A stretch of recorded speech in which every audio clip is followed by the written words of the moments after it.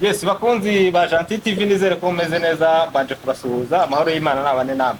Uyu munsi rero ndagira ngo maze tuze Gentil namwe basuhuze. Reka tuze abakunzi ba Zaburi yanjye nabo babwire ngo bagubwe neza aho bari hose kuko buriya iyo turi kumwe tuba turi bamwe cyane. Reka tubifurize rero ibihe byiza aho bari hose, abari mu ntara zigize igihugu cyacu, abari impande z'igihugu cyacu, abari iyo ngiyo bwota amasimbi, nimugubwe neza na like na comment. Kandi tugarutse muri wa mujyi wacu. Umujyi wacu rero nk'uko mubizi twahagurukiye kurwanya abita abakozi b'Imana b'ibinyoma byeruye. Tuzaza hano ntago tuzaborohera, tutari kuvuga ibitagenda neza mu murimo w'Imana. Ntago tuzaborohera, niyo gahunda yacu. Nta gahenge twaba, ariko se bura bagahenge koko manzi se wabahagahenge basigaye bakoresha ibintu byo kwiba abantu mu buryo bw'ubwenge. Umuntu ngo kugira ngo agusengere mu 50,000 kugira ngo aguhanurire mu 10,000 kugira ngo ngindwara yo kugira gutikire mu amafaranga. Mu kiganiro bagenzi bacu abanyamakuru kuri Radio Inkoramutima bakoze mu minsi yashize, aho Didas Nifasha yari kumwe n'abayobozi bo muri Piasi, bavuze uburyo ki mu itorero hasigaye hagaragaramo ibitangaza ubona ko bijibije cyane kandi bitari byo, aho abantu baka amafaranga kugira ngo babashe gukorera abantu ibitangaza. Muri makeya ni ubumaji, ni maje, ntabwo ari ubitangaza komite. Ariko uyu munsi twiyemeje ko tugomba kubavana mu rujijo, nk'uko ubushize twabibabwiye, tukababwira aho twagiye tubagendera, tukababwira ibyo twagiye tugeraho, tukababwira byinshi cyane mwagiye mwumva byagiye bagaruka ku kintu twari twavuzeho mu kiganiro duherutse kubagezaho hano kuri Gentil TV ndetse na Zaburi yanjye. Hari abakozi b'Imana baza bagakora ibitangaza mu izina rya Yesu ariko utari Kristo. Ubwo rero n'abantu mwe mudukurikira, mwebwe muduteze amatwi, namwe mutureba mwese kuri televiziyo ya Gentil ndetse na Zaburi yanjye. I Kigali ndetse kino gihugu cyacu cy'u Rwanda kirimo abatekamutwe b'abakozi b'Imana. Ntabwo bagihamagara umuntu ngo twibeshye twohereza amafaranga, ahubwo basigaye baboshyosha mukashiduka rimwe mubishyiriye, noneho mukabasha kubaha amafaranga muyikuriye no mu mufuka. System ya MTN babandi bakoreshaga ngo amafaranga yanjye yarayobye yarahindutse mu bakozi b'Imana mu nsengero. Naza akaguhanurira, yego akaguhanurira kimwe, yabona kitagufasha agashyiramo ikindi. Hari ikintu tugomba kubwira abantu muri Yeremiya 1:5 ahavuga ngo nakumenye icy'urusoro mu nda ya nyoko. Kandi iyo urebye neza usanga Imana mu kukurema hari umugambi yagushyizeho, yaguhaye uko uzabaho kuva uvutse kugeza upfuye. Noneho bari abahanuzi manzi, iyo baguhanuriye ikintu kigahuza n'ubushake bw'Imana, nshuti zanjye bumva bageze ku ntsinzi. Noneho wowe ugahita wemera ibitangaza bakoze, kandi ntabwo ari bo baba babikoze, ahubwo kuko ari planification y'Imana ku buzima bwawe byahuriranye, bihita bituma wowe utangira kumwizera. Ariko Gentil, icyo ni igice kimwe. Yego. Ikindi gice cy'abaguhanurira ibyo bintu bakawukorera n'ibitangaza bigasa nk'ibikoreka, aribwo twababwiye n'izihe n'imbaraga za Satani. Aribyo twababwiye ko twasuye umupfumu akatubwira uburyo ki bajya gufata imbaraga hakurya y'amazi. Twayabagejejeho tubabwira yuko bafata imbaraga, bamara gufata imbaraga bakaza kubashyiramo iyo myuka mibi. Yego, tubohoze kino kirere kiherereyemo ino studio yacu, turabohoza mu izina rya Yesu Kristo, dusenga tugira tuti Mana nziza, Mana y'urukundo, Mana dukunda, turagutumiye kugira ngo ube hagati muri twebwe muri iki kiganiro. Twemerere muri aka kanya tubone imbaraga zawe, kandi zibane n'abantu bose bagiye kudutega amatwi, kugira ngo muri aka kanya babashe kumva kandi basobanukirwe ibyo tugiye kubagezaho mu izina rya Yesu Kristo Mwami wacu, amen. Twongere tubahe ikaze. kirere aho duherereye hose, kubera ko niba harimo abakozi b'Imana bajya kuzana iyo myuka, erega banyura no muri studio, ugasanga bamennye televiziyo, ugasanga bamennye kamera tubibutsa ko hano tuba twamamaza ababa bafite ibikorwa bashaka kwamamaza bashobora kubitugezaho nabyo tukabyamamaza. Waba ufite business yawe ushaka kwigenda neza twayinyuza hano kuri Gentil TV no kwa Zaburi yanjye noneho tukabasha kugendana neza. noneho twirukanke kubera ikiganiro nikiri butinde cyane turajya tuza ni ugukubita dufangura ukuremo icyo agikuramo yikomereza. uyu munsi ni kumiguruko. Reka tubabwire tumaze kugira agahinda kenshi cyane dukurikije ibintu bisigaye biriho aho usanga mbanze nkubwire turashaka kugira ngo tubavane abantu mu rujijo, turashaka kugira ngo abantu tubereke inzira y'ukuri. Ni gute manzi, ni gute twamenya abo bahanuzi b'ibinyoma? ni nayo ntego yacu. Tuzabatahura dute? Tugiye kuzana ibintu 6 cyangwa ibimenyetso 6 bishobora kukwereka umuhanuzi w'ibinyoma utiriwe ujya mu mwuka, utiriwe ngo ako kantu nagakunze, utiriwe ujya mu mwuka, utiriwe uvuga ngo ngiye gufata amasengesho y'iminsi 3. Ugendeye kuri ibimenyetso 6 tugiye kukwereka ukavuga uti wowe n'amani kurimo ugahita ukikomereza. Rero ikintu kiri ku mwanya wa mbere ni iki? Ibi ni ibimenyetso 6 bigaragaza abahanuzi b'ibinyoma. Abahanuzi b'ibinyoma uzababwirwa icya mbere kwigwizaho amazina aremereye. Reka mbabwire uzasanga abahanuzi b'ibinyoma aribo bandi basigaye bitwa ngo ndasatura, ngo ndi umuriro, ngo ndi umusatuzi, ngo ndakubita, ngo nkafangura, baba ngo ni kwa kakiharya kwa Karirosi kwa kibintu nk'ibyo ngibyo ntazi ibizina nk'ibyo ngibyo bikwizaho amazina aremereye. Aho usanga muri Bibiliya intumwa Paulo yerekanye intege nke zo mu rwego rwo kwicisha bugufi, ko nta hantu na hamwe hagaragara ko yashyiraga imbere inyito y'uko ari intumwa. Paulo ntabwo yigeze yerekana ko ari intumwa, ariko abandi bo ngo tugiye gusengera kwa runaka. Kameramani wacu Imana imuhumugisha. Urabizi nawe iyo urebye ukabona abantu ngo ngiye gusengera ngo kwa Gentil ni muntu ki? Ngo ngiye kwa Manzi Manzi uri muntu ki? Uretse kwigwiza amazina aremereye gusa ugatangira kuzana ibintu by'ibikangisho. Icya kabiri Manzi, dukurikire ku kintu kiri ku mwanya wa 2 twitonde neza gishobora kukwereka umuhanuzi w'ibinyoma utiriwe ujya mu mwuka ukamurebera kuri ibimenyetso ugiye kukugezaho ugahita uvuga uti wowe utiriwe ufata amasengesho y'iminsi 3, 5, 7 umuvumbura ukavuga uti namane kuri ugahita umumenya. Tugeze ku mwanya wa 2. Umwanya wa 2 ibinyoma umwanya wa 2 uzababwirwa no kwerekana ko bafite umumaro. Azakwereka ko ari we muntu ufite umva, ahita kwereka ko ari ukomeye ubuze mu buzima bwe akakwereka yuko ubuzima bwawe abufite mu maboko. Reka mbabwire abantu bigwizaho umumaro cyangwa bigwizaho icyo cyubahiro, abo ngabo Imana ibaturinde mu gihe nk'iki ngiki.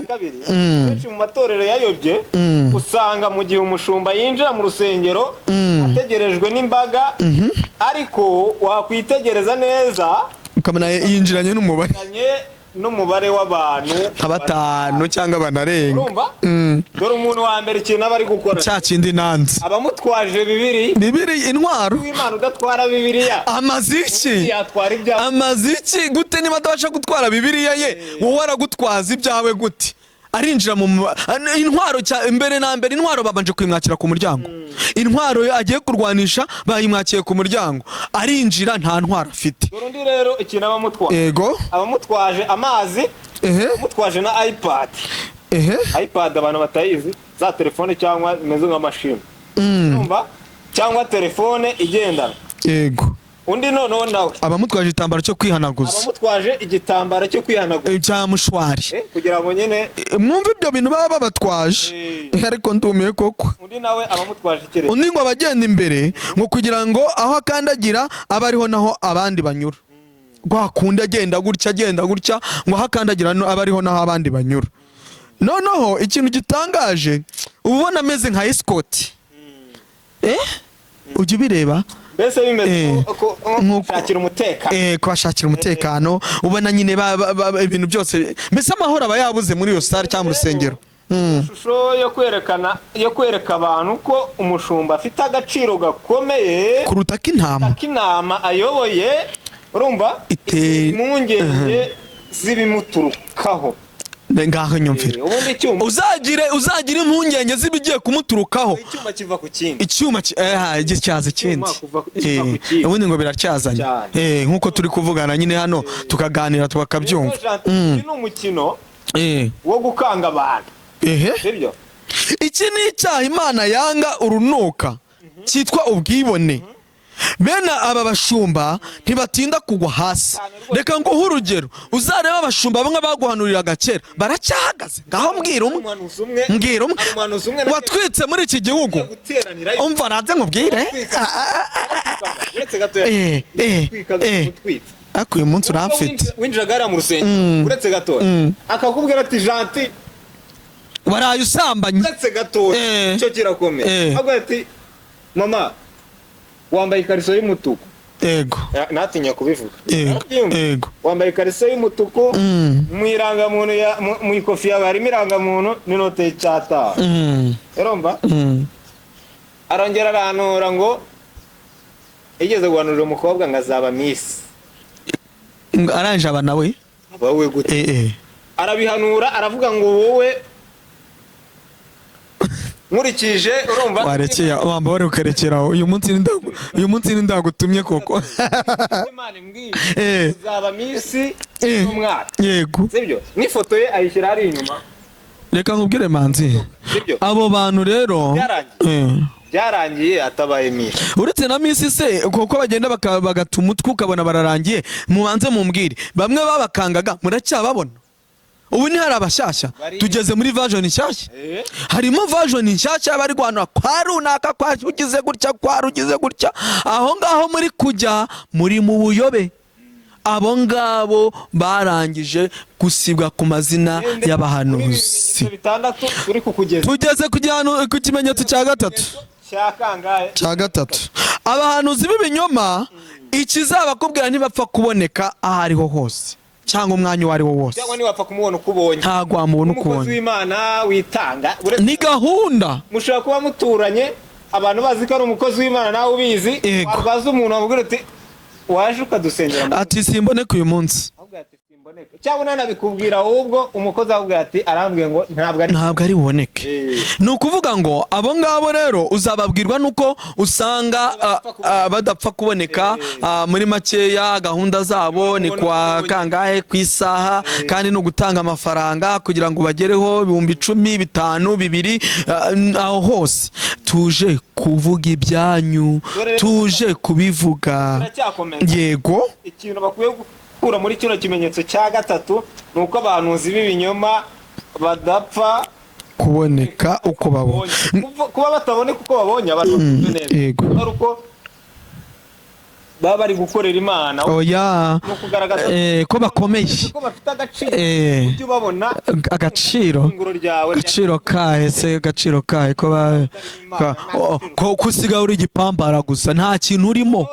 Uganiriye n'umubare munini w'abakirisitu basengera mu matorero y'ubuyobe aya ngaya nibajye babona umwanya wo kubonana nabo kugira ngo babashe kubaha impuguro ziba zibagenewe nk'abakristo umwe ku wundi. Bakubwira ko ibyo ntaho babibona. Bavuga ko babona umushumba aza kwigisha gusa, ubundi akinjizwa mu modoka huti n'abashinzwe kumuherekeza. Abasore b'ibigango ba bonksa bamwe batubona mu kabari nabo bageze mu nsengero. Ubwo nuko bikarangiraho. Ku yindi minsi bakamuboneyeho ku itorero, bakamubona ku mateleviziyo cyangwa se bakamwumva ku maradiyo gusa. Yabanza uvuga ko ngako abantu babona kuri televiziyo no ku maradiyo gusa, barimo batwika akajya akora ku bantu bakagwa. Bagwana iki? Murimo murakira abadayimoni, murimo murakira amajini. Wenda sindi umupolitisi ariko nyandeba amavideo. Babona ahantu perezida cyangwa umuyobozi ukomeye agiye kujya, sibyo? Ariko aho hantu hari umwuka w'umutekano mukeya. Ava mu modoka bapanuye umva, umwe akajya anyura hano, undi hano.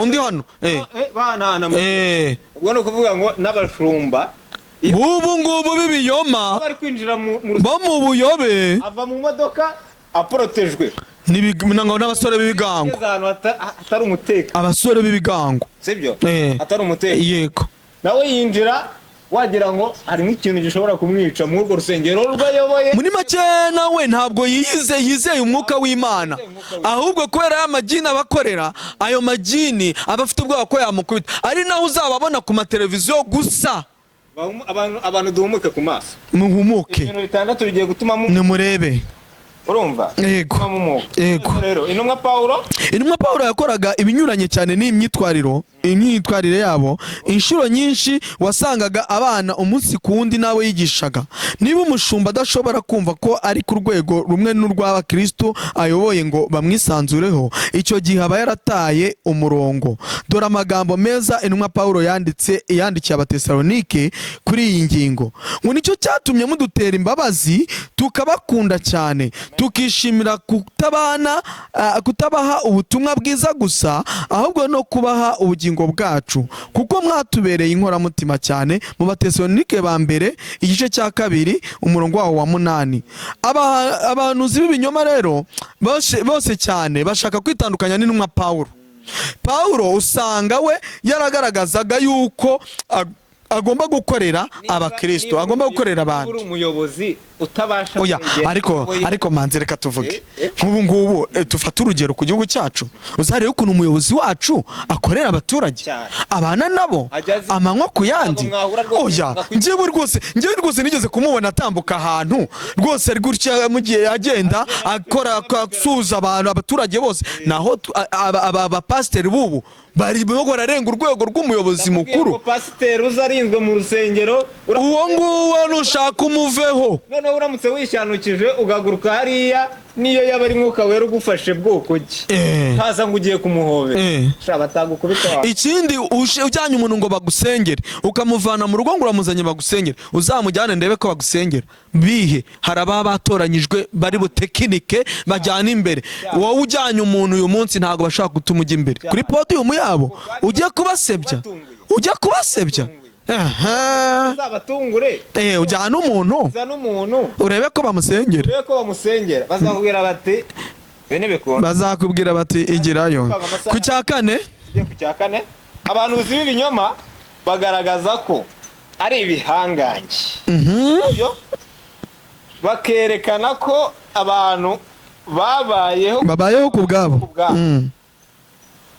Nuko umwepiskopi akwiye kuba inyangamugayo no kuba umugabo w'umugore umwe, abe adakunda ibisindisha, wirinda, ugira gahunda mu kubaho kwe, ukunda gucumbikira abashyitsi, ufite ubwenge bwo kwigisha. Timoteyo wa mbere igice cya 3 umurongo waho wa 2. Umushumba ugaragariza abakristo ayoboye ko aramutse adahari ubuzima bwabo bwaba buri mu kaga, kuko yaba atakibahanuriye ibizababaho. Uwo si uw'Imana ahubwo ni uwase Satani. Manzi wabyumvise? Reka nkubwize ukuri, niba ari ikintu kiri kugaragara muri iki gihe, na abantu bumva ko bihagije, ko ari mbese batabonetse muri urwo rusengero, ariko mu matorero barimo no mu makorari barimo. Siko muri korari hari umuntu usiba ngo kugira ngo indirimbo ipfesha, uyu munsi bakajya kumwinginga kuko yigize umusitari. Uruwaswa Satani, reka tubikubwire neza, uruwaswa Satani. Ni ushaka ubimenye, nushaka uturakarire, amabuye sura yadutera hano muri studio watugezaho. Cyakane uriya nuwase Satani. Abashumba benshi bakoresha ububasha bwabo mu gukangisha abayoboke icyo bari cyo, kugira ngo babayoboke bimariyemo. Mbese muri make babakangisha icyo bari cyo. Utaje se ngo nguhanurire uzabaho, iyo visa uzayikurayo. Ubwo se nawe ukirukanka nyine ukajya guta umutwe. Ariko burya abanyarwanda baca umugani mwiza bakavuga ngo ibyinjiji biribwa n'abapfumu. Nuko abapfurirwa n'abapfumu. Icya 5 cyabangwa abahanuzi b'ibinyoma ntibemera gukorana n'andi matorero y'umwuka. ntabwo bashobora gukorana na seperi, ntabwo bashobora gukorana n'andi matorero y'umwuka. Ntibibaho. Abo bahanuzi bashaka gukora bonyine kuko bazi ko bagiye mu matorero y'umwuka babarondora, babasenya ntawo bafite. Urashaka guhoza ubwami bubiri, Satani yirukanwe mu ijuru. Yego, uri gushaka gufata abakozi b'Imana b'amafuti bahuze n'abakozi b'Imana bafata oya, gufata abakozi b'Imana ngo ni abakozi b'Imana b'amafuti, abakozi ba Satani. Ntago abakozi ba Satani bashobora gukora n'Imana. Muri abaswa Satani rwose. Icya gatanu rero ngo ntibaba mu mahuriro y'amatorero y'umwuka kuko baba bazi ko hari igihe bagubwa gitumo n'abanyamwuka nyakuri. Bene aba uzabasanga barashyizeho uburyo bwabo bwihariye bavugamo. Uzumva uko bavuga, uburyo bagenda n'ibindi bigamije kwereka abantu ko bafite umwihariko wabo utaba mu yandi matorero. Iyo abayoboke babavumbuye bakava mu matorero yabo usanga basigara babavuma bikomeye. Uri kumva? Ni ukuvuga ngo bo baba bafite imvugo fire abasatuzi wowe ni ibyo ngibyo biberamo. Ntago bigisha iby'umwuka.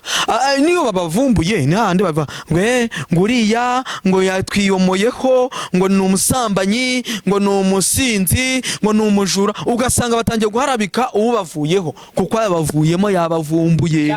Mwese rero ubuse ko bose bagiye kubavaho barajyaye, bose barabavaho kubera Gentil TV na Zaburi yanjye.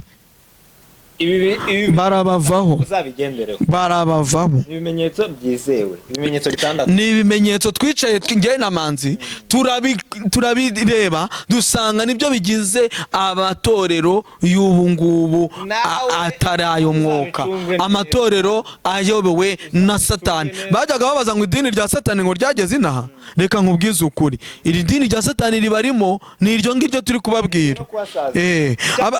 Abantu z'ibinyoma rero ikintu kiraranga twanavuzeho kenshi cyane, bishyuza buri serivisi ikorerwa mu rusengero. Turapfuye pe, turapfuye Manzi. Baguhanurire wishyure, ishyura tuguhanurire. Muture ituro ry'Icyacumi, ituro ry'Icyacumi cy'ikirarya, Icyacumi cy'ubuzima bwawe. Uyu munsi ituro ry'ishimwe, reka mutanga ituro ry'abana, tanga ituro ry'uko wejeje, tanga ituro ry'uko wambaye neza, tanga ituro rya communication, tanga ituro. Ubu ngubu dukeneye tugiye kubaka ibi, tugiye gukora ibi. Murasanga iyi serivisi zabo zose zirishyuzwa amafaranga yo kugira ngo icyifuzo watanze bazakijyane ku musozi. Nuko imodoka nziza yo kugendamo, mudushakira imodoka nziza, iki n'ibiki. Usanga abo bose ngo umushumba ngo ari kugenda mu kamodoka gashaje, ngo nyamara ngo twamushakira imodoka nziza. Reka mbabwire inshuti zanjye, nimuhumuke ku maso, nimuve ku giti dore umuntu. Iby'amafaranga n'amatorero yo muri iki gihe byo sitwabitindaho Manzi, urabizi cyane ko ahari nzi ko hari abandusha kubimenya cyane. Aba bashumba uzasanga basaruza amafaranga ku gato no ku kanini, ariko badashobora kugira inkunga bagenera umukristo uri mu bibazo wari we wese. Niba wapfushije uzabirebe, bazi wawe gukora iki, baraturisha se. Niba wahuye n'ikibazo runaka, ubukene n'ibindi, barazi wawe gukora iki. Reka mbabwire, nimuhumuke. Uyu munsi twabazaniye ibi bintu, bitandatu ugomba kumenya, ukamenya ko niba winjiye mu itorero ugasanga ibi bintu birimo, isohokere ntaho ugiye. Nta torero urimo, garukira aho ngaho. Yego, reka tugane ku musozo. Tugana ku musozo, dushimira abantu.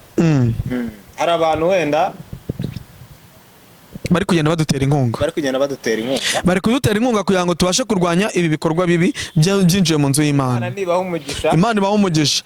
Nimero rwose murazihoherezaho rwose tukabibona. Iyo mutwohereje inkunga yanyu turayibona. Ubutaha tuzabashimira tubavuze no mu mazina ariko. Banza umfashe dushimire umuntu watangiranye natwe kino kiganiro, akaba asozanyije natwe kireba, akaba noneho avuga ati ibintu bitandatu reka mbisangiza n'inshuti zawe, akabiha abandi kugira nabo babashe guhumuka. Uyu muntu ndamusoje, reka tubasoze. Ni ukuri Imana ikongerera, ijya mu byawe, kandi subscribe ntacyo bitwaye. Imana ijya mu byawe, nimara kujya mu byawe iguhe igitangaza utabonye hahandi. Ubwo mutayikanda ubwo nyine ibyo wumva upfa kuba wabyumvishe, nubwo wabirengaho ukabica amazi ukabisuzugura kazi yawe, amaraso yawe ntituzabazwe. Turakarabye, reka tubasezere n'ubundi utumishi wa Mungu Gentil adusengera. Tugiye kubasengera tubasabira imbaraga kugira ngo Imana ikubakore ku maso mubashe kumenya aho muri. Mana turagushimye kuri Imana nziza, tugushimiye ko watumenya amazina, wamenye abanyarwanda bose ndetse n'abanyamahanga bose badukurikiye. Nyemerera abari muri Amerika bari bamaze gutuburirwa n'abakozi b'Imana, uyu munsi ubahumure, ubahe ibitangaza birenze ibyo bifuje. Abari mu Rwanda bahe ibitangaza birenze ibyo bari kwifuza. Twemerera uyu munsi dukorere ibitangaza agendeye ku ijambo ryawe Uwiteka, turinde ibigoryi by'abahanuzi b'ibinyoma. Reka uyu munsi twongere twambare imbaraga zo kubarwanya mu izina rya Yesu Kristo byambajemo. Amen. Imana ibahe umugisha nawe utaha.